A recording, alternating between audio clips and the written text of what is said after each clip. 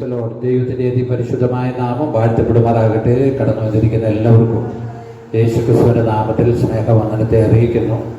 ഈ ആണ്ടിൻ്റെ അവസാന നിമിഷങ്ങളിലേക്ക് നാം കടന്നു വന്നുകൊണ്ടിരിക്കുകയാണ്. ദൈവമായ കർത്താവ് കൺമണി പോലെ നമ്മളെ കാത്തല്ലോ, പരിപാലിച്ചല്ലോ. ദൈവത്തിൻ്റെ എല്ലാ വിശ്വസ്തതയ്ക്കായി ദൈവത്തിന് സ്തോത്രം ചെയ്യുന്നു.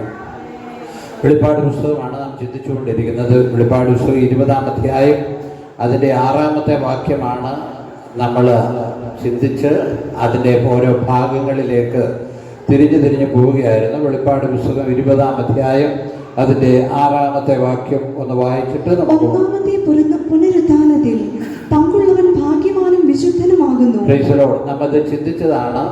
ഒന്നാം പുനരുത്ഥാനത്തിൽ പങ്കുള്ളവൻ ഭാഗ്യവാനും വിശുദ്ധനുമാണ്. രണ്ടാം മരണത്തിന് അവൻ്റെ മേൽ അധികാരമില്ല. സ്തോത്രം. അതാണ് നമ്മൾ ചിന്തിച്ചുകൊണ്ടിരുന്നത്. ഒന്നാം പുനരുത്ഥാനത്തിൽ പങ്കുള്ളവൻ ഭാഗ്യവാനും വിശുദ്ധനുമാണ്. അതിനുവേണ്ടിയാണ് നമ്മുടെ ഈ ഓട്ടം മുഴുവനും. അത് ഓടി എത്തിക്കണമെങ്കിൽ വലിയ പാടാണ്. ആ ഓട്ടത്തിൽ പലരും ഈ ഓട്ടത്തിൽ പിന്മാറിപ്പോകും. ഹല്ലേലൂയ. പലരും ഈ അനുഭവത്തിൽ നിന്ന് സ്തോത്രം ഓടി എത്തിക്കാൻ കഴിയാത്ത അവസ്ഥയിലേക്ക് വരികയാണ്. വിശുദ്ധ ജീവിതം നയിച്ചെങ്കിൽ മാത്രമേ ഒന്നാം പുനരുത്ഥാനത്തിൽ പോകാൻ കഴിയത്തുള്ളൂ. നമുക്കിഷ്ടമുള്ളതുപോലെ ജീവിച്ചാൽ ഒന്നാം പുനരുത്ഥാനത്തിൽ പോകാൻ കഴിയത്തില്ല. നമുക്കിഷ്ടമുള്ളതുപോലെ നമ്മുടെ മനോഹിതം അനുസരിച്ച് നാം പോയാൽ ഒന്നാം പുനരുത്ഥാനത്തിൽ പോകാൻ കഴിയത്തില്ല. വായിച്ചേ അത് തന്നെ.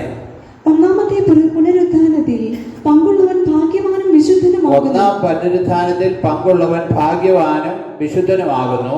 അവരുടെ മേൽ രണ്ടാം മരണത്തിന് അധികാരമില്ല. രണ്ടാം മരണം എന്ന് പറയുമ്പോൾ നിത്യയാതനയിലേക്ക്, നിത്യശിക്ഷാവിധിയിലേക്ക് പോകുന്നതായ അനുഭവമാണ് രണ്ടാം പുനരുത്ഥാനം. അതുകൊണ്ടാണ് നമ്മളെപ്പോഴും ഒടുക്കത്തെ പുനരുത്ഥാനം എന്ന് പറയുമ്പോൾ നിത്യയാതനയിലേക്കാണ് പോകുന്നത്. ഒന്നാം പുനരുത്ഥാനമാണ് നമ്മൾ പ്രതീക്ഷിക്കുന്നത്. സ്തോത്രം. അടുത്ത വാക്യങ്ങൾ വായിക്കാം. അവർ ദൈവത്തിനും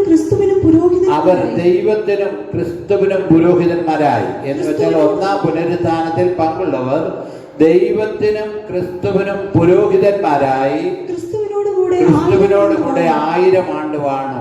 സ്തോത്രം. അതാണ് ദൈവമക്കളുടെ പദവി. ക്രിസ്തുവിനോടുകൂടി 1000 ആണ്ട് വാഴുക. ആ 1000 ആണ്ട് വാഴുന്ന കാര്യമാണ് നമ്മളിപ്പോൾ ചിന്തിച്ചുകൊണ്ടിരിക്കുന്നത്. അന്നേരം ഭൂമിക്കുണ്ടാകുന്ന അവസ്ഥകളും ആ അനുഭവങ്ങളും ഇസ്രായേൽ മക്കളോടുള്ള ബന്ധത്തിലുള്ള കാര്യങ്ങളുമാണ് സഹസ്രാബ്ദ വാഴ്ച. ആ 1000 ആണ്ടിൽ ഭൂമിയിൽ നടക്കുന്ന കാര്യങ്ങളെക്കുറിച്ചാണ് നാം ചിന്തിച്ചുകൊണ്ടിരിക്കുന്നത്. അന്ന് ശാപമില്ല, രോഗമില്ല, ദുഃഖമില്ല, മറുപടിയില്ല. ആ ഒരു അനുഭവമാണ്. അപ്പൊ നമ്മൾ വിശുദ്ധന്മാരായ ആളുകൾ ദൈവദൂതന്മാരെ പോലെയാണ്. ഹല്ലേലൂയ. അവർ ദൈവദൂതന്റെ തുല്യമാണ്. കർത്താവ് വരുമ്പോൾ 1000 വിശുദ്ധന്മാരോടുകൂടി അവൻ ഇറങ്ങി വരുമ്പോൾ നമ്മൾ പുനരുത്ഥാനം പ്രാപിച്ച നമ്മളും ദൈവദൂത തുല്യമായ ശരീരത്തോടെയാണ് ആയിരിക്കുന്നത്. നമുക്ക് ശരീരം വേണേ പ്രാപിക്കാം, ഇല്ലെങ്കിൽ അല്ലാതെ പ്രാപിക്കാം. സ്തോത്രം. ഹല്ലേലൂയ. ആ ഒരു വലിയ പദവി ദൈവമക്കൾക്ക് ദൈവം നൽകിയിരിക്കുന്നത്. അന്നേരം ഭൂമിയിൽ മനുഷ്യരുണ്ട്, ഇസ്രായേൽ ജനമുണ്ട്. ആ 1000 വർഷത്തേക്ക് വീണ്ടും ആ ഒരു അനുഭവമുണ്ട്. സ്തോത്രം. അന്ന് ഭൂമിയുടെ പ്രത്യേകത, നമ്മൾ ദൈവം മനുഷ്യനെ സംരക്ഷിക്കുന്ന പ്രത്യേക അനുഭവമുണ്ട്. എസെക്കിയേൽ പ്രവാചകന്റെ പുസ്തകം 34-ാം അധ്യായം അതിൻ്റെ 27-ാമത്തെ വാക്യം നമുക്കൊന്ന് വായിക്കാം. എസെക്കിയേൽ പ്രവാചകന്റെ പുസ്തകം 34-ാം അധ്യായം അതിൻ്റെ 27-ാമത്തെ വാക്യം. വയലിലെ വൃക്ഷം ഫലം കായ്ക്കുകയും നിലം നന്നായി വിളകയും അവർ തങ്ങളുടെ ദേശത്ത് നിർഭയമായി. ദേശത്തിന്റെ ശാപം മാറുകയാണ്. വയലിലെ വൃക്ഷം ഫലം കായ്ക്കും എന്ന് വെച്ചാൽ ഇന്ന് കാണിക്കുന്ന പോലെ അല്ല. സ്തോത്രം. ഹല്ലേലൂയ. ഇന്നത്തെ കാലത്തെ ഫലക്കായി എന്ന് വെച്ചാൽ ഒരു നല്ല തെങ്ങൻ തൈ പിടിപ്പിച്ചെടുക്കാൻ പോലും നമുക്ക് പറ്റുന്നില്ല. എന്തെങ്കിലും ഒരു കാര്യം നമുക്ക് പിടിച്ചെടുക്കാൻ പറ്റുന്നില്ല. ഇപ്പം ഞാൻ കണ്ടിട്ടുണ്ട്, പ്ലാവിൽ ചക്ക ഉണ്ടായാൽ അതിന് ഒരു കവർ ഇട്ടാലാണ് ഇപ്പം നിൽക്കത്തുള്ളൂ. സകലതിനും കവർ ഇടണം, അല്ലെങ്കിൽ ഒന്നും ലഭിക്കത്തില്ല. എന്നാൽ സഹസ്രാബ്ദ വാഴ്ചയിൽ വയലിലെ സകല വൃക്ഷവും ഹല്ലേലൂയ ഫലം കായ്ക്കും. സ്തോത്രം. ഒന്നും ഒരു ദോഷം ചെയ്യുകയാണ്. ഇന്നലെ ഇവിടെ ഒരു പുള്ളിക്കാരി വന്നു, ഇതിനകത്ത് തെങ്ങിന് ഇതുണ്ടാകാതിരിക്കാൻ മറ്റു കാര്യങ്ങളുള്ള എല്ലാം മരുന്നുണ്ടെന്നാണ് പറയുന്നത്. ഞാൻ പറഞ്ഞു ഒരു മരുന്നും വേണ്ടെന്ന് പറഞ്ഞു. പ്രൈസലോ. എന്നാൽ ആ നാളുകളിൽ ഒരു മരുന്നിന്റെ ആവശ്യമില്ല. കാരണം ദൈവമായ കർത്താവ് പരിപാലിക്കുക ദേശത്തെ. ദൈവമായ കർത്താവ് പരിപാലിക്കുമ്പോൾ സ്തോത്രം എല്ലാം നന്മയിലേക്ക് വരും. സ്തോത്രം. നമ്മുടെ ജീവിതത്തിൽ ഈ ലോക യാത്രയിലും അത് തന്നെയാണ്. ദൈവമായ കർത്താവ് നമ്മെ പരിപാലിക്കുകയാണെങ്കിൽ സ്തോത്രം, ഹല്ലേലൂയ, ദൈവമായ കർത്താവ് നമ്മെ പരിപാലിച്ചാൽ സ്തോത്രം എല്ലാം നന്മയിലേക്ക് വരും. അതിനുവേണ്ടി നമ്മൾ പ്രാർത്ഥിക്കണം. നമ്മുടെ ഇഷ്ടത്തിന് ഓടിയാൽ നാം പരാജയപ്പെടും. നമ്മുടെ ഇഷ്ടത്തിന് ഓടിയാൽ നാം പരാജയപ്പെടും. എന്നാൽ ദൈവത്തിന്റെ ഇഷ്ടത്തിന് വേണ്ടി നമ്മെ ഏൽപ്പിച്ചു കൊടുത്തു കഴിഞ്ഞാൽ ദൈവമായ കർത്താവ് നമ്മെ പരിപാലിപ്പാനായിട്ടിടയായിത്തീരും. വയലിലെ വൃക്ഷം ഫലം കായ്ക്കുകയും നിലം നന്നായി വിളകുകയും അവർ തങ്ങളുടെ ദേശത്ത് ചെയ്യും നിർഭയം വസിക്കും. പ്രൈസലോ. ഇപ്പം നമുക്കറിയാം, യഹൂദന്മാരെ എവിടെ കണ്ടാലും കൊല്ലുക. കാരണം അവരെ ഒരു രാഷ്ട്രങ്ങളിലും, പണ്ടത്തെ കാലത്തും അങ്ങനെയായിരുന്നു, എല്ലാ രാഷ്ട്രങ്ങളിലും അവരെ ഓടിക്കുകയായിരുന്നു. ജർമ്മനിയിൽ വെച്ച് നാസർ 60 ലക്ഷം യഹൂദന്മാരെയാണ് ഒരടിക്ക് തന്നെ ഗ്യാസ് ചേമ്പറിൽ കയറ്റി കൊന്നത്. യഹൂദന്മാരെ കൊന്നുകൊണ്ടിരിക്കുക. ഇപ്പൊ ഓസ്ട്രേലിയയിലും യഹൂദന്മാരുടെ ഉത്സവം നടക്കുന്നിടത്ത് തീവ്രവാദികൾ ഉണ്ടാകുക, അവരെ കൊല്ലാൻ ശ്രമിക്കുക, എല്ലാ രാജ്യങ്ങളിലും. അപ്പോ ഇവിടെ പറയുകയാണ് അവരുടെ ആ വേദനയെല്ലാം മാറും. അവരുടെ ദേശത്ത് അവരെന്ത് ചെയ്യും? നിർഭയമായി വസിക്കും. അവരുടെ ദേശത്ത് നിർഭയമായി വസിക്കും. പ്രൈസ് ദി ലോർഡ്, ഹല്ലേലൂയ, സ്തോത്രം. ശ്രദ്ധിക്കണേ. ഇപ്പൊ എങ്ങനെ ഇവിടെ ഒരിടത്ത് നമുക്ക് പോയ ഒരു രക്ഷയില്ലാത്ത അനുഭവമാണുള്ളത്. പ്രിയമുള്ളവരെ ശ്രദ്ധിക്കണമേ. സ്തോത്രം. നമ്മൾ ഈ മൊബൈലിൽ വരുന്ന വാർത്തകളെല്ലാം ശരിയല്ല കേട്ടോ. അത് നമ്മൾ വളരെ ശ്രദ്ധിക്കണം. എല്ലാം ശരിയല്ല. എനിക്കും അബദ്ധം പറ്റിയിട്ടുണ്ട്. ഇന്ന ആളെ പ്രസിഡന്റ് ആക്കിയെന്ന് പറഞ്ഞ് നമ്മൾ വിചാരിക്കുക നമ്മൾ പ്രസിഡന്റാന്ന് ചിലരോടൊക്കെ പറയും. പക്ഷേ അങ്ങനെയല്ല. അവർ ഓരോരുത്തരുടെ താല്പര്യം ഇടുന്ന വാർത്തകളുണ്ട് ശരിയായ, ചില വാർത്തകൾ ശരിയല്ല. ആളുകളുടെ താല്പര്യമാണ് അവർ ചെയ്തുകൊണ്ടിരിക്കുന്നത്. സ്തോത്രം, ഹല്ലേലൂയ. യോവേൽ പ്രവാചകന്റെ പുസ്തകം 3-ാം അധ്യായം അതിൻ്റെ 16-17 വാക്യങ്ങൾ നമുക്കൊന്ന് വായിക്കാം. യോവേൽ പ്രവാചകന്റെ പുസ്തകം 3-ാം അധ്യായം 16-17 വാക്യം. യഹോവ സിയോനിൽ നിന്ന് ഗർജിച്ച് യെരൂശലേമിൽ നിന്ന് തന്റെ നാദം കേൾപ്പിക്കും. ഈ ദൈവത്തിന്റെ പുസ്തകത്തില് ഈ കാര്യങ്ങളൊക്കെ പലയിടങ്ങളിലാണ് രേഖപ്പെടുത്തിയിരിക്കുന്നത്. പലയിടങ്ങളിൽ ദൈവത്തിന്റെ ദാസന്മാർക്ക് ഓരോരുത്തർക്ക് കിട്ടിയ വെളിപ്പാടും ഓരോരുത്തർക്ക് കിട്ടിയ ദൈവീയാലോചനയും അനുസരിച്ചാണ് ഈ കാര്യങ്ങൾ എഴുതിയിരിക്കുന്നത്. അതുകൊണ്ടാണ് ഈ പല പുസ്തകത്തിൽ നിന്ന് ഈ കാര്യം വായിക്കുന്നത്. തിരുവചനം പറയുന്നു, യഹോവയുടെ പുസ്തകത്തിൽ അന്വേഷിച്ച് വായിച്ചു നോക്കുകയും അതിന് ഇണയില്ലാതിരിക്കുകയില്ലെന്നാണ് പറയുന്നത്. അപ്പോൾ നമ്മൾ പറയട്ടെ, സ്തോത്രം, എത്യോപ്യക്കാരനായ ഷണ്ണൻ ഗസയ്ക്കുള്ള നിർദ്ദേശത്ത് പോകുമ്പോഴാണ് പീലിപ്പോസിനോട് ദൈവത്തിന്റെ ആത്മാവ് പറഞ്ഞ് നീ ചേർന്ന് നടക്കാൻ പറഞ്ഞു. അവൻ ചേർന്ന് നടന്നപ്പോൾ അവൻ വായിച്ചുകൊണ്ടിരിക്കുക. യെശയ്യാ പ്രവാചകന്റെ പുസ്തകത്തിലുള്ള വായിച്ചുകൊണ്ടിരുന്നത്. അപ്പോൾ അവൻ ചോദിച്ചൊരു ചോദ്യമുണ്ട്, വായിക്കുന്ന വല്ലതും ഗ്രഹിക്കുന്നോ? അപ്പൊ പറഞ്ഞൊരു കാര്യമുണ്ട്, ഒരുത്തൻ പൊരുള് തിരിച്ചു തരാഞ്ഞാൽ എങ്ങനെ ഗ്രഹിക്കും? അപ്പൊ ഇവിടെ ഇപ്പൊ പൊരുള് തിരിച്ചു പൊക്കൊണ്ടിരിക്കുക. ഓരോ കാര്യങ്ങൾ പൊരുള് തിരിച്ച് കൊടുക്കാഞ്ഞാൽ എങ്ങനെയാണ് സ്തോത്രം മനസ്സിലാക്കാൻ കഴിയുന്നത്? ഇപ്പോൾ യഹോവയുടെ പുസ്തകത്തിൽ ഇതിനെക്കുറിച്ച് സഹസ്രാബ്ദത്തിൽ നടക്കുന്ന കാര്യവും മനുഷ്യരുടെ അവസ്ഥയും സസ്യങ്ങളുടെ അവസ്ഥയും ജീവജാലങ്ങളുടെ അവസ്ഥയും എല്ലാം പ്രത്യേകം രേഖപ്പെടുത്തിയിട്ടുണ്ട്. അപ്പൊ അത് നമ്മൾ എന്ത് ചെയ്തുകൊണ്ടിരിക്കുക? പൊരുള് തിരിച്ചുകൊണ്ടിരിക്കുക. സ്തോത്രം. യഹോവ സിയോനിൽ നിന്ന് ഗർജിച്ച് യെരൂശലേമിൽ നിന്ന് തന്റെ നാദം കേൾപ്പിക്കുകയും ആകാശവും ഭൂമിയും കുലുങ്ങിപ്പോകും. ദൈവം തമ്പുരാന് ഒന്ന് ഇടപെട്ടാൽ ആകാശവും ഭൂമി എന്ത് ചെയ്യും? കുലുങ്ങിപ്പോകും. ദൈവം ഇടപെട്ട് കഴിയുമ്പോൾ സ്തോത്രം, ഹല്ലേലൂയ, ആകാശം ഭൂമി ഇളകിയ. ഇന്ന് ലോകത്തിൽ ആർക്കും പ്രവചിക്കാൻ പറ്റാത്ത കാര്യമാണ് ലോകത്ത് നടന്നുകൊണ്ടിരിക്കുന്നത്. ഗൾഫ് രാജ്യങ്ങളിൽ മരുഭൂമി എന്നാണ് പറയുന്നത്. അവിടെ മഴയില്ല. പക്ഷേ ഇപ്പം അവിടെ മഴയും വെള്ളപ്പൊക്കവും പ്രളയവുമാണ്. അത് ഇസ്രായേലിൽ വലിയ മഴ, ബഹറിലും ഷാർജയിലും ഒക്കെ ആളുകൾ ജോലിക്ക് പോകുന്നില്ല. അവർ വണ്ടി പാർക്ക് ചെയ്യുന്ന സ്ഥലമെല്ലാം മുങ്ങി, വെള്ളം കയറി, ഫൗണ്ടേഷൻ അല്ലെ ബേസ്മെന്റ് മുങ്ങി, പുറത്തിറങ്ങാൻ വയ്യാത്ത അവസ്ഥ. നിങ്ങളൊന്ന് ആലോചിച്ച് നോക്കി. നമ്മൾ കേട്ടിട്ടുള്ള കേരളത്തിൽ ഇടവപ്പാതിക്ക് മാത്രമാണ് വലിയ വെള്ളപ്പൊക്കവും ഒക്കെ നമ്മൾ കണ്ടു കേൾക്കുകയും നമുക്കത് പരിചയമാണ്. എല്ലാ വർഷവും സ്തോത്രം വെള്ളം പൊങ്ങുന്നത് നമ്മുടെ പിള്ളേരായിരിക്കുമ്പോൾ ഭയങ്കര സന്തോഷമാണ്. നാട്ടുകാരുടെ നെല്ലും കപ്പയും പോയാൽ നമുക്ക് കുഴപ്പമില്ല, നമുക്ക് 2 പിണ്ടിയൊക്കെ ഉണ്ടാക്കി ചെങ്ങാടം ഉണ്ടാക്കി വെള്ളത്തിൽ ചാടണമെന്നൊരാഗ്രഹം നമ്മൾ ചാടിക്കൊണ്ടിരുന്നവരാ. അപ്പോൾ നമുക്കതിനകത്ത് താല്പര്യമാണ്. സ്തോത്രം. ഞാനൊക്കെ സ്കൂളിൽ പോകുമ്പോൾ വെള്ളം ഇറക്കം ഇടുക എന്ന് പറയുമ്പോൾ ഭയങ്കര ഒരു മനപ്രയാസമാണ്. എന്നിട്ട് ഞങ്ങളിങ്ങനെ വരച്ചു വെക്കും, അല്ലെ കമ്പ് കുത്തി വെക്കും. വെള്ളം അങ്ങോട്ട് സ്കൂളിൽ പോകുമ്പോൾ കയറ്റമാണോ ഇറക്കമാണോ എന്നറിയാൻ. സ്കൂളിൽ നിന്ന് വരുമ്പോൾ കയറ്റമാണെങ്കിൽ ഭയങ്കര സന്തോഷമാണ്. കാരണം അങ്ങനെ ആ ട്രെയിനിങ്ങിലാണ് നമ്മൾ വളർന്നത്. ഹല്ലേലൂയ. അപ്പൊ ഊത്തമീനുണ്ട്, അതിലൊക്കെ സന്തോഷമാണ്. പക്ഷെ ഇപ്പം ഊത്ത പിടിക്കണേൽ എവിടെ ചെല്ലണം? ദുബായിലും ഗൾഫിലും ഒക്കെ ചെല്ലണം. കാലം മാറി. ദൈവത്തിന്റെ പരിപാടികൾ, പദ്ധതികൾ എല്ലാം നമ്മൾ ശ്രദ്ധിക്കണം. ദൈവമായ കർത്താവാണ് കാര്യങ്ങളെല്ലാം നിയന്ത്രിക്കുന്നത്. ഒരുത്തരുടെയും നിയന്ത്രണത്തിൽ ഒന്നും നടക്കത്തില്ല. ഒന്നിലും നമുക്ക് പ്രത്യാശിക്കാൻ വകയില്ല, ഒന്നിലും ആശ്രയിക്കാൻ വകയില്ല, ഒന്നിലും ആശ്വസിക്കാൻ വകയില്ല. സ്തോത്രം. ഈ ഭൂമിയിൽ ഒന്നിലും നമുക്ക് ആശ്രയിക്കാൻ വകയില്ല. ഇപ്പൊ റബ്ബറിന്റെ വില വീണ്ടും കുറയുവാന്നാണ് പറയുന്നത്. എന്തോ ചെയ്യാനാ? നമ്മുടെ നാട്ടിൽ റബ്ബറിന്റെ വിലയുണ്ടെങ്കിലേ നമുക്ക് എല്ലാത്തിനും, നമ്മൾ റബ്ബർ കൃഷിക്കാരാ കൂടുതലും, അതിൻ്റെതായ പ്രയോജനമുള്ളൂ. കാരണം ഇതിലൊന്നിലും നമുക്ക് ആശ്രയിക്കാൻ ഇടമില്ല. നമുക്ക് ആശ്രയിക്കാൻ പറ്റിയ ഇടമെന്ന് പറയുന്ന കർത്താവിന്റെ സന്നിധി മാത്രമേ ഉള്ളൂ. സ്തോത്രം. ഹല്ലേലൂയ. ദൈവമായ കർത്താവ് ഇവിടെ പറയുകയാണ്, യോവേൽ പ്രവചനം പറയുകയാണ്, യഹോവ സിയോനിൽ നിന്ന് ഗർജിച്ച് യെരൂശലേമിൽ നിന്ന് തന്റെ നാദം എന്ത് ചെയ്യും? കേൾപ്പിക്കും. ആകാശവും ഭൂമിയും കുലുങ്ങിപ്പോകും. ആകാശവും ഭൂമിയും കുലുങ്ങിപ്പോകും.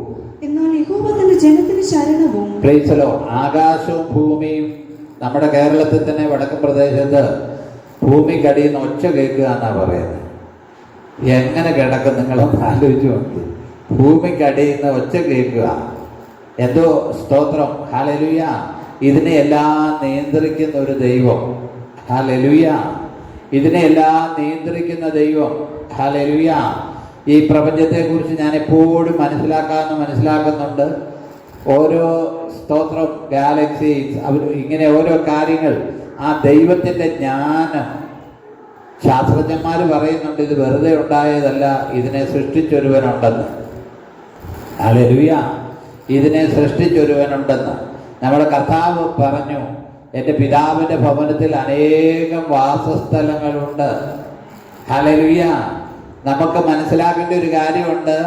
ഈ പ്രപഞ്ചത്തെക്കുറിച്ച് പഠിച്ചു കഴിഞ്ഞാൽ അതുപോലെ നക്ഷത്രങ്ങളുണ്ട്, അതുപോലെ സൂര്യനേക്കാളിൽ അധികം പ്രകാശിക്കുന്ന നക്ഷത്രങ്ങളുണ്ട്. വേണമെങ്കിൽ ദൈവമക്കൾക്ക് ഇപ്പൊ ശാസ്ത്രജ്ഞന്മാർ പറയുന്ന അനുസരിച്ച് ഓരോരുത്തർക്കും ഓരോ ഗ്രഹം വെച്ച് കൊടുക്കാനും ഉള്ള പദ്ധതി ദൈവത്തിന് ഉണ്ട്. അതുപോലെ ഗാലക്സി നക്ഷത്രമുണ്ട്. നമുക്കറിയാം, സയൻസ് പഠിക്കുന്ന പിള്ളേർ ഇതിനെക്കുറിച്ച് പഠിച്ചു കഴിഞ്ഞാൽ, എനിക്ക് ഈ ഭൂമി കറങ്ങുന്നതൊക്കെ ഞാൻ ശ്രദ്ധിക്കാറുണ്ട് കമ്പ്യൂട്ടറിലൊക്കെ മൊബൈലിലൊക്കെ വരുമ്പോൾ. അപ്പോൾ അടുത്ത് ദൂരം ഗ്രഹങ്ങളാണ് നിൽക്കുന്നത്, പൊട്ടുപോലെ നിൽക്കുന്നത്. അപ്പം ശ്രദ്ധിക്കണം, ഇതിനെ നിർമ്മിച്ചത് ആരാ? ഇതിനെ ഈ ആകർഷണത്തിൽ അതേ വേഗതയിൽ ഇങ്ങനെ കറക്കിക്കൊണ്ടിരിക്കുന്ന ആരാ? ഇതുവരെയും ഭൂമി ഉണ്ടായതിനു ശേഷം ഭൂമിയുടെ അച്ചുതണ്ടിൽ ഇത് കറങ്ങിയിട്ട് ഒരു ബെയറിങ് ഇതുവരെ ഇളകിപ്പോയിട്ടില്ല. ബെയറിങ്ങിന്റെ ഒരു ബ്ലോഡും പോയിട്ടില്ല. ഇതുവരെ ഗ്രീസ് ആരും ഇടുന്നില്ല. നമ്മളൊരു റബ്ബർ റോളർ മേടിച്ചാൽ തന്നെ ഗ്രീസ് ഇട്ടില്ലെങ്കിൽ അത് ഓടത്തില്ല. കുറെ കഴിയുമ്പോൾ എല്ലാം കേടായി പോകും. നമ്മുടെ ഈ ഇവിടുത്തെ സിസ്റ്റം തന്നെ ഇപ്പം കുറേശ്ശെ മാറിക്കൊണ്ടിരിക്കുക. ഇപ്പം മിക്സറിന് ചെറിയ പ്രശ്നമുണ്ട്, അപ്പോഴത്തേക്ക് ഇരയ്ക്കും. ഇപ്പം എല്ലാത്തിനും തേയ്മാനം പ്രശ്നമുണ്ട്. എന്നാൽ ദൈവം സൃഷ്ടിച്ച ഇതിന് ഒരു തേയ്മാനമില്ല. ഹല്ലേലൂയ. അവന്റെ ജ്ഞാനത്താൽ ഇതെന്ത് ചെയ്തുകൊണ്ടിരിക്കുക? ഓടിക്കൊണ്ടിരിക്കുക. അവന്റെ ജ്ഞാനത്താൽ ഇതെല്ലാം ഓടിക്കൊണ്ടിരിക്കുക, ഒന്നും നിലയ്ക്കാതെ ഓടിക്കൊണ്ടിരിക്കുക. അതുകൊണ്ട് അവൻ തന്റെ നാദം കേൾപ്പിക്കുമ്പോൾ എന്ത് ചെയ്യും? ആകാശവും ഭൂമിയും കുലുങ്ങിപ്പോകും. എന്നാൽ യഹോവ തന്റെ ജനത്തിന് ശരണം. ആ സ്തോത്രം. ദൈവജനത്തിന് ശരണമുള്ളത് ദൈവം മാത്രമാണ്. അല്ലാതെ എന്തിലാ നമുക്ക് ശരണം വെക്കാൻ കഴിയുന്നത്? നമുക്ക് ആശ്രയിക്കാൻ പറ്റിയ ഒരിടവും ഇല്ല പ്രിയമുള്ളവർ. എന്തിലാശ്രയിക്കുന്നത്? ഹല്ലേലൂയ. മനുഷ്യർ പല ബിസിനസ് ചെയ്യുന്നവരുണ്ട്. പല ബിസിനസ് ചെയ്യുന്നവരുണ്ട്, ഒന്നും ക്ലച്ച് പിടിക്കത്തില്ല. മനുഷ്യർ കയറിയില്ലെങ്കിൽ എങ്ങനെ ക്ലച്ച് പിടിക്കുന്നത്? ഓരോ കടകളും സ്ഥാപനങ്ങളും ഒക്കെ ഉണ്ട്, ഇഷ്ടംപോലെ ഉണ്ട്. അതിൻ്റെ വാടക കൊടുക്കാൻ പോലും, അല്ലെങ്കിൽ ചിലയിടങ്ങളിൽ പണിക്കാർക്ക് കാശ് കൊടുക്കാൻ പോലും ഉള്ള കച്ചവടവും പരിപാടി അവിടെ നടക്കുന്നില്ല. ഉള്ളത് ഇഷ്ടം പോലെ ഉണ്ട് കേട്ടോ, ഉള്ളിടം ഇഷ്ടം പോലെയുണ്ട്. ഹല്ലേലൂയ, ശ്രദ്ധിക്കണേ, സ്തോത്രം, ഹല്ലേലൂയ. നമ്മൾ ശ്രദ്ധിക്കണം, ദൈവമാണ് ഈ കാര്യങ്ങളെല്ലാം നൽകുന്നത്. അതുകൊണ്ട് അവനിൽ ആശ്രയിക്കുക, അവനിൽ ശരണം വെക്കുക. സ്തോത്രം, ഹല്ലേലൂയ, ഹല്ലേലൂയ, സ്തോത്രം. ജീവിക്കാൻ വേണ്ടി മനുഷ്യർ എന്തെല്ലാം കാര്യമാണ് ചെയ്യുന്ന അറിയാമോ? ഒരുമാതിരി മനുഷ്യൻ പോകുന്നിടത്തെല്ലാം വീട്ടിലെ ഊണെന്നും പറഞ്ഞ് ഒക്കെ എഴുതി വെച്ചിട്ടുണ്ട്. അവർ നമ്മളെ എങ്ങനെയെങ്കിലും അവർക്കൊന്ന് ജീവിക്കാൻ വേണ്ടിയാട്ടോ അവരാ കാര്യം ചെയ്യും. എങ്ങനെയെങ്കിലും ഒന്ന് ജീവിക്കണം, എങ്ങനെയെങ്കിലും അവർ ജീവിക്കാൻ വേണ്ടിയാണ് കാര്യങ്ങൾ തന്നെ. ചിലയിടത്ത് എഴുതി വെച്ചിട്ടുണ്ട് കഞ്ഞി കിട്ടുമെന്ന്. ഈ കഞ്ഞി ഉണ്ടാക്കി വെച്ചാൽ അതിൽ നിന്ന് എന്ത് ലാഭം കിട്ടാൻ? അതുകൊണ്ട് വേണ്ട ജീവിക്കാൻ. നമ്മൾ അവരുടെ ഭാഗത്തൊന്ന് ചിന്തിച്ച് നോക്കണം. അവരുടെ കുഞ്ഞുങ്ങളെ പഠിപ്പിക്കണം, അവരുടെ കൊച്ചുങ്ങളുടെ കല്യാണം നടത്തണം, സൈക്കിളോ വണ്ടിയോ ഒക്കെ ഉണ്ടെങ്കിൽ അതിന് ചിലവുണ്ട്. ഇതെല്ലാം ഇതിൽ നിന്ന് നടക്കണം. അത് ചിന്തിക്കുന്ന പിള്ളേർ. കഴിഞ്ഞ ദിവസം ഞാൻ മൊബൈലിൽ കണ്ടു, ഒരുത്തന് സ്കൂളിൽ നിന്നൊരു ഫോൺ വന്നു. കൊച്ച് എന്തിനാ പോകുന്നത്, ടൂറ് പോകുന്ന കാര്യം പറഞ്ഞപ്പോൾ കൊച്ച് വരുന്നില്ലെന്ന് അവരോട് പറഞ്ഞു. അപ്പോൾ സ്കൂളിലെ ടീച്ചർ രക്ഷകർത്താവിനെ വിളിച്ചു പറഞ്ഞു, മോള് സ്കൂളിൽ ടൂറ് പോകുന്നില്ലെന്ന് പറഞ്ഞു. കൊച്ചു ക്ലാസ്സിലാണ്, ടൂറ് പോകുന്നില്ലെന്ന് പറഞ്ഞു. അപ്പോൾ അതിൽ പറഞ്ഞു, ഞാൻ വരട്ടെ, കൊച്ചു വരുമ്പോൾ ചോദിക്കട്ടെ എന്ന് പറഞ്ഞു. അപ്പോൾ കൊച്ചു വന്നിട്ട് ചോദിച്ചപ്പോഴത്തേക്ക് കൊച്ചു പറഞ്ഞു, ഞാൻ പോകുന്നില്ല, എനിക്ക് താല്പര്യമില്ലെന്ന് പറഞ്ഞു കൊച്ച്. എന്നിട്ട് അവൾ ചായ കുടിക്കാൻ വേണ്ടി അമ്മയുടെ അടുക്കലോട്ട് ചെന്ന് കഴിഞ്ഞപ്പോഴത്തേക്ക് അമ്മ ചോദിച്ചു, മോൾ എന്നെ ടൂറ് പോകാതെ? അവൾ പറഞ്ഞു, അമ്മ നിങ്ങൾക്ക് പോലും മനസ്സിലാകുന്നില്ലേ, ഞാൻ ടൂറ് പോകണമെങ്കിൽ ഏറ്റവും കൊച്ചു ക്ലാസ്സിലാണ് 1000 രൂപ വേണം. ആ 1000 രൂപയ്ക്ക് കഷ്ടപ്പെടണമെങ്കിൽ എൻ്റെ അപ്പ കഷ്ടപ്പെടണം. എൻ്റെ അപ്പ 2 ദിവസം പണിക്ക് പോയാലാണ്, എനിക്കത് കണ്ടപ്പോൾ സന്തോഷം തോന്നി. 2 ദിവസം പണിക്ക് പോയാലാണ് എൻ്റെ അപ്പയ്ക്ക് 1000 രൂപ കിട്ടത്തുള്ളൂ. എൻ്റെ അപ്പ നമ്മുടെ കുടുംബത്തിന് വേണ്ടിയല്ല, ഞാനായിട്ട് അത് ചെയ്യുന്നില്ലെന്ന്. അപ്പം അങ്ങനെ കരുതലുള്ള എന്തോരം കുഞ്ഞുങ്ങളുണ്ടെന്നറിയാം. എന്നാൽ ഈ വക ചിന്തയും കരുതലും ഇല്ലാത്ത എന്തോരം പേരുണ്ട്. ഹല്ലേലൂയ. ഇങ്ങനെയൊന്നും ചിന്തിക്കാത്തവർ എന്തോരം പേരുണ്ട്. എങ്ങനെയാണേലും വീട്ടിലെ അവസ്ഥ മനസ്സിലാക്കാതെ നടക്കുന്ന ആളുകളുണ്ട്. അവനവൻ്റെ വീട്ടിലെ അവസ്ഥയും അവനവൻ്റെ വരുമാനവും അനുസരിച്ച് നമ്മൾ മുമ്പോട്ട് പോയില്ലെങ്കിൽ നമ്മൾ വല്ലാത്ത പ്രതിസന്ധിയിലാകും. ഞാൻ എൻ്റെ ഒരു സാധനം ഉപയോഗിക്കാവുന്നത് കളയാറില്ല, അല്ലെങ്കിൽ ആർക്കെങ്കിലും കൊടുക്കും, അത് ഉപയോഗിക്കാവുന്ന രീതിയിൽ തന്നെ കൊടുക്കും. കാരണം സ്തോത്രം, ശ്രദ്ധിക്കണേ, നമ്മൾ ഓരോ ചെറിയ കാര്യത്തിനും കണക്ക് പറയേണ്ടി വരാം. ഓരോ ചെറിയ കാര്യത്തിനും. ഹല്ലേലൂയ. ചിലയിടങ്ങളിൽ ആളുകൾക്ക് ഓരോ സാരിക്കും ചുരിദാറിനും പറ്റിയ ചെരുപ്പുകളുണ്ട്. ഒരാൾക്ക് തന്നെ ഒരു 15-20 ജോഡി ചെരുപ്പുള്ള ആളുകളുണ്ട്. അതേസമയം നമ്മളൊക്കെയോ ഒരെണ്ണം തേഞ്ഞ് തീർന്ന് കഴിയുമ്പോഴാണ് അടുത്തത് മേടിക്കത്തുള്ളൂ. ഒരെണ്ണം 1-2 നമുക്കിപ്പോൾ അല്ലാതെ പറ്റത്തില്ല, 3-4 ജോഡിയെങ്കിലും വേണം. അപ്പോൾ നമ്മൾ പലരും അങ്ങനെ ചെയ്യുന്നത്. സ്തോത്രം, ഹല്ലേലൂയ. എന്നാൽ സ്തോത്രം, ഇതിൻ്റെയൊക്കെ ചെലവുകളും കാര്യങ്ങളും എല്ലാം ആരെ മൈൻഡ് ചെയ്യുമെന്നാണ് പറയുന്നത്. ആരെയും മൈൻഡ് ചെയ്യുന്നില്ല. നമ്മുടെ മനസ്സിൽ നിന്ന് തന്നെ നമ്മൾ യോഗ്യമായിട്ട് നടക്കണം കേട്ടോ. യോഗ്യമായി നടക്കരുതെന്നല്ല ഞാൻ പറഞ്ഞത്. സ്തോത്രം, നമ്മുടെ കാര്യങ്ങൾ മനസ്സിലാക്കി മുമ്പോട്ട് പോകണം യോഗ്യമായി. കൊച്ചുങ്ങൾ എന്തോരം ഭക്ഷണമാണ് നശിപ്പിക്കുന്നത്. സ്തോത്രം, അതിൻ്റെ വിലയും. ഹല്ലേലൂയ, നമ്മൾ ശ്രദ്ധിക്കണേ. സ്തോത്രം, ആ ഒരു ചിന്ത വേണം. സ്തോത്രം, ഹല്ലേലൂയ. ഇപ്പൊ വായിച്ചുള്ളത് സ്തോത്രം. അങ്ങനെ ഞാൻ എന്റെ വിശുദ്ധ പർവ്വതമായ സിയോനിൽ വസിക്കുന്നവനായി നിങ്ങളുടെ ദൈവമായ യഹോവ എന്ന് നിങ്ങൾ അറിയും. ഞാൻ വിശുദ്ധ പർവ്വതത്തിൽ വസിക്കുന്ന യഹോവ എന്ന് നിങ്ങൾ എന്ത് ചെയ്യും?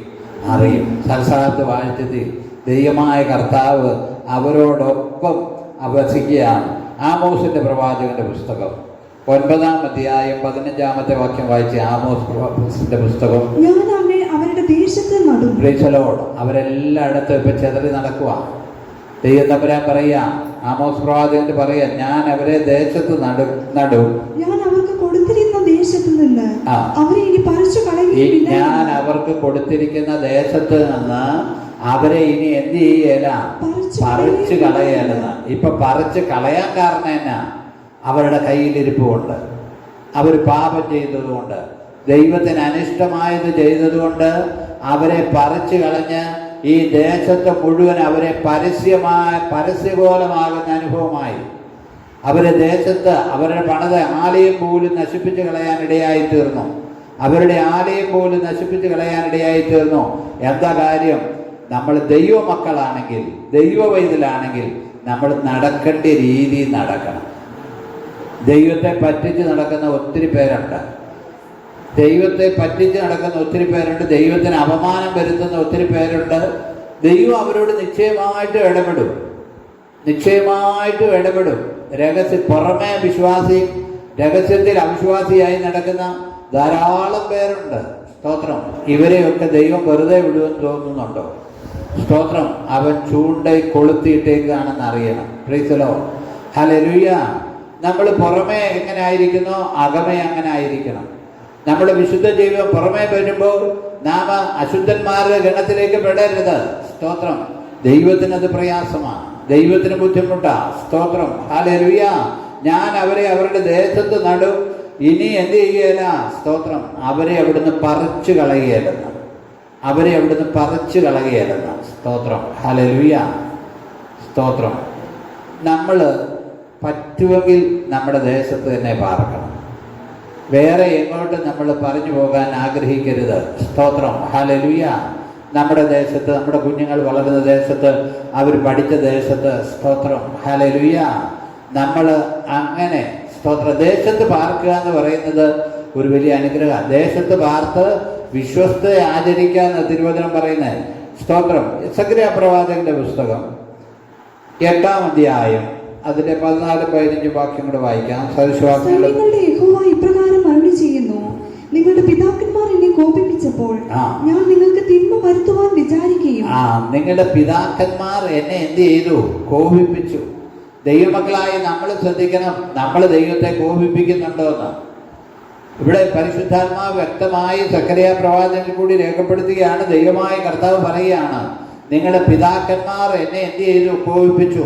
നമ്മൾ കോപിപ്പിക്കുന്നുണ്ടോ ദൈവത്തെ? ഹല്ലേലൂയ.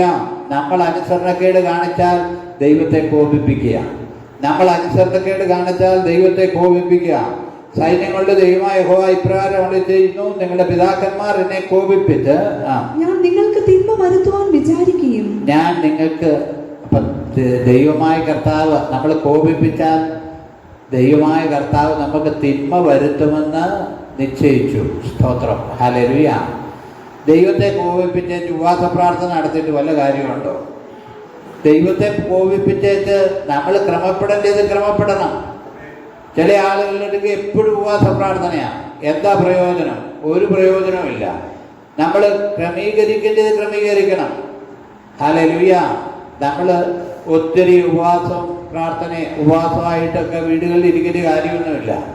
സഭയിൽ നടക്കുന്ന കാര്യങ്ങളും അതൊക്കെ നമ്മൾ അറ്റൻഡ് ചെയ്ത് പോയാൽ മതി. എന്തിനാ ഈ ഉപവാസം ഒത്തിരി ഇരിക്കുന്ന ആളുകളെ കുറിച്ച് നിങ്ങൾ ശ്രദ്ധിക്കണം.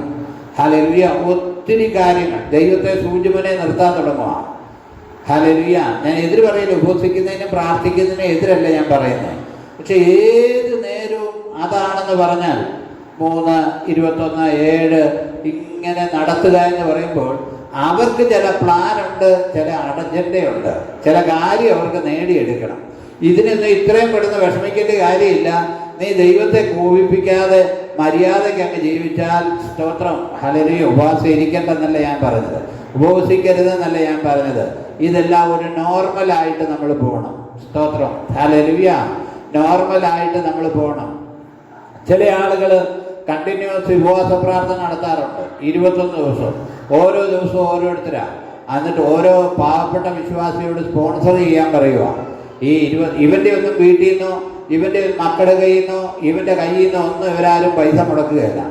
അവിടുത്തെ വിശ്വാസികളെ പിഴിഞ്ഞ് അവരോട് പറയും, ഇത്ര 21 ദിവസം പ്രാർത്ഥന നടത്തുക, ഓരോരുത്തരും ഇത്ര 1000 രൂപ വെച്ച് നിങ്ങൾ തരണം. ഹല്ലേലൂയ. ഇപ്പോൾ പലയിടങ്ങളിലും കൺവെൻഷൻ്റെ സീസണുകളാണ്. കൺവെൻഷൻ്റെ സീസണുകളിൽ പാവപ്പെട്ട ദൈവമക്കളെ എന്തോരോ പിഴിയുന്നതെന്നറിയാമോ? ഓരോ സംഘടനകൾ വലിയ യോഗം നടക്കും, പ്രതാപമായ യോഗം നടക്കും, എല്ലാവരെയും പിഴിയുക. എനിക്കറിയാം, ഞാൻ എടുത്ത പേരൊന്നും പറയുന്നില്ല. സകല വിശ്വാസികളെയും ഓരോ സഭയ്ക്ക് 50,000 1,00,000 രൂപ വെച്ച് ടാർഗറ്റ് ഇട്ട് ഹെഡ് ഓഫീസിൽ നിന്ന് കൊടുക്കുന്ന സഭകളുണ്ട്. ഓരോ സഭകൾ, ഒരു സഭയ്ക്ക് ഇപ്പോൾ നമ്മുടെ സഭയ്ക്ക് 1,00,000 രൂപ ടാർഗറ്റ് ഇട്ട ഞാൻ നിങ്ങളോടല്ലേ പറയത്തുള്ളൂ. നിങ്ങൾ ഓരോരുത്തരും 5,000 തരണം, 10,000 തരണം, 20,000 തരണം, മക്കൾ വിദേശത്തുള്ളവർ തരണം എന്ന് പറഞ്ഞുകൊണ്ടിരിക്കും. ഇതൊന്നും കർത്താവ് ആഗ്രഹിക്കുന്ന കാര്യമല്ല. സ്തോത്രം, ഹല്ലേലൂയ. എൻ്റെ അഭിപ്രായം പറഞ്ഞാൽ, ഞാൻ എൻ്റെ വ്യക്തിപരമായ അഭിപ്രായം പറഞ്ഞു കഴിഞ്ഞാൽ, സ്തോത്രം, നിനക്ക് കാശ് കൊടുക്കാനും പിരിവ് കൊടുക്കാനും ഇല്ലെങ്കിൽ നിന്നെ അവിടെ മൈൻഡ് ചെയ്യുന്നുള്ളൂ. നീ പോകാതിരിക്കുക, നിന്റെ വീട്ടിലിരിക്കുക. സ്തോത്രം. നമ്മൾ പെന്തക്കോസ്ത് ആരാധനാലയങ്ങളിലേക്ക് വരുന്നത് ആശ്വാസത്തിനും വിടുതലിനും വേണ്ടിയാണ്. നമ്മൾ പെന്തക്കോസ്തിലേക്ക് വരുന്നത്. അവിടെ വരുമ്പോൾ ഒരറ്റം മുതൽ പിരിവ്, ഓരോന്നിനും പിരിവ്, അങ്ങനെ പറഞ്ഞ് നമ്മളെ ഞെരുക്കുക എന്ന് പറയുന്നത് ശരിയായ നടപടിയല്ല. സ്തോത്രം, ഹല്ലേലൂയ. നമ്മൾ ശ്രദ്ധിക്കണേ. നിവൃത്തിയില്ലാത്ത ആളുകൾ പലതും വിറ്റുപോലും കൊണ്ട് സഭയിൽ കൊടുക്കുന്നവരുണ്ട്. സ്തോത്രം, ഹല്ലേലൂയ. സഭയിൽ കൊടുക്കുന്നതിൻ്റെ അനുസരിച്ചല്ലാട്ടോ സ്വർഗത്തിൽ പ്രതിഫലം. അത് ഞാൻ പ്രത്യേകം പറയാം. ഹല്ലേലൂയ, സ്തോത്രം, ഹല്ലേലൂയ. നിന്റെ അവസ്ഥ ദൈവത്തിനറിയാം. നിന്റെ ഇല്ലായ്മ കൊടുക്കണ്ടെന്നല്ല ഞാൻ പറയുന്നത്. നിന്നെ ഞെരുക്കി, നിന്നെ കൊണ്ട് കടം മേടിപ്പിച്ച്, നിന്നെ കൊണ്ട് പലിശക്കെടുപ്പിച്ച് കൊണ്ടുപോയി വലിയ ക്രൂസൈഡ് നടത്തേണ്ട യാതൊരു കാര്യവുമില്ല. Price the Lord. സ്തോത്രം. ഇതിനൊക്കെ വിമർശനം ഉണ്ടാകുമെന്ന് എനിക്കറിയാം. സ്തോത്രം, ഹല്ലേലൂയ. കാരണം നമ്മളോടുകൂടെ വസിക്കുന്ന ഒരു ദൈവമുണ്ട്. ഈ ക്രൂസൈഡിലല്ല ദൈവം വസിക്കുന്നത്. നിന്നെ വിഷമിപ്പിച്ച് എല്ലാവരും ഇഷ്ടംപോലെ, ചിലയിടത്ത് പറയും ഞങ്ങൾക്ക് പല സൈസ് ഫുഡാണ് ഉണ്ടെന്ന്. ഈ ഫുഡ് എവിടുന്നാ വന്നേ? ഹല്ലേലൂയ. അത്താഴപ്പട്ടിണിക്കാരായ ആളുകൾ അവരുടെ ഇല്ലായ്മയിൽ നിന്ന് ദൈവത്തെ വിശ്വസ്തയോടെ സേവിക്കുന്ന ആളുകളോട് ഞാൻ ഓർപ്പിക്കട്ടെ, നീ കൊടുക്കുന്ന പണത്തിൻ്റെ അനുസരിച്ചല്ല ദൈവം നിന്നെ അനുഗ്രഹിക്കുന്നത്. നിനക്ക് ഇല്ലായ്മയാണ്, നീ ഇല്ലായ്മയായിട്ടിരുന്നാൽ മതി. സ്തോത്രം. ഇല്ലായ്മയുടെ ഇടയിൽ കൂടുതൽ ആ ഒരു രീതിയിലാണ് നമ്മുടെ സഭ പോകുന്നത്. ഇല്ലായ്മയിലാണ് ഇല്ലായ്മയിലായിട്ടിരിക്കുക. സ്തോത്രം. ദൈവം നിന്റെ അവസ്ഥ മാറ്റിത്തരാൻ വേണ്ടി ദൈവത്തോട് പ്രാർത്ഥിക്കുക. ഇല്ലായ്മയുടെ അവിടെ വെച്ച് നമ്മളെ ഞെരുക്കേണ്ട കാര്യമില്ല. ദൈവത്തെ വരാൻ നമ്മളെ ആരെയും ഞെരുക്കണമെന്ന് അവന് ഉദ്ദേശമില്ല. സ്തോത്രം. ഇസ്രായേൽ ജനം ഇസ്രായേലിൽ കഷ്ടത അനുഭവിക്കുമ്പോൾ കർത്താവ് പറഞ്ഞൊരു കാര്യമുണ്ട്. എൻ്റെ ജനത്തിൻ്റെ കഷ്ടത ഞാൻ കണ്ടു എന്ന് കർത്താവ് പറയുക. പ്രിയമുള്ള ദൈവ മക്കളെ, ഞാൻ പറയട്ടെ, നിങ്ങൾ അനുഭവിക്കുന്ന കഷ്ടത, നിങ്ങൾ അനുഭവിക്കുന്ന പ്രയാസം, നിങ്ങൾ അനുഭവിക്കുന്ന വേദന, നിങ്ങൾ അനുഭവിക്കുന്ന സാമ്പത്തിക ഞെരുക്കം കർത്താവിനറിയാം.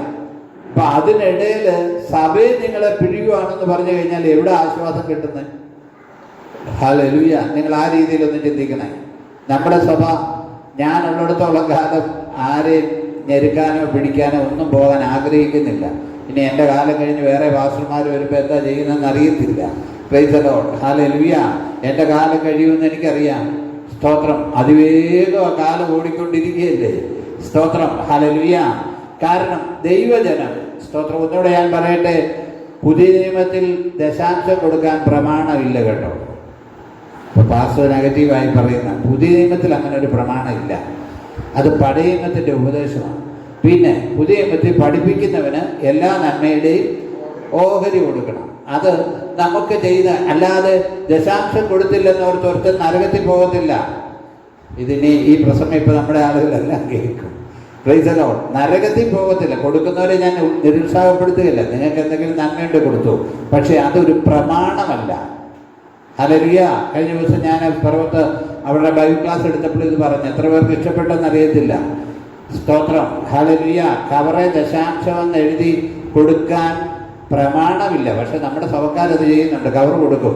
ദശാംശം, സ്തോത്രകാഴ്ച, ഓഫറിങ്, മറ്റ് വിഹിതം എന്നൊക്കെ പറഞ്ഞ് നമ്മുടെ ഇതൊക്കെ നേരത്തെ പ്രിന്റഡ് ഡിസുണ്ടായിരുന്നു.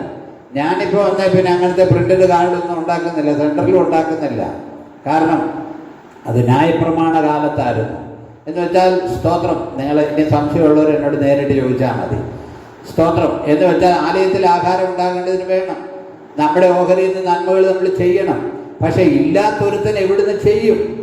ഇല്ലാത്തവൻ ചെയ്യാതിരുന്നേച്ച്, അതുകൊണ്ടാണ് നമ്മളിവിടെ കണക്ക് വായിക്കാത്തതും എടുക്കാത്തതും, മറ്റുള്ളവർക്ക് അപമാനം ഉണ്ടാകുന്ന രീതി. സ്തോത്രം.